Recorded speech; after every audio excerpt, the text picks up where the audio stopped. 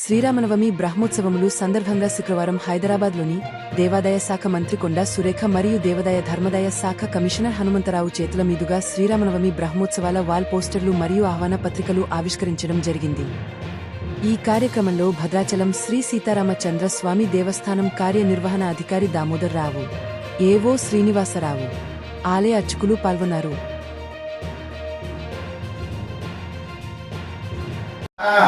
सर्वाभिरेवैनं देवताभिरुद्धरति यावतीर्वै देवतास्ताः सर्वा वेदविधि ब्राह्मणे वसन्ति तस्मात् ब्राह्मणेभ्यो वेदविद्भ्यो दिवे दिवे नमस्कुर्यान्न श्रीरङ्गी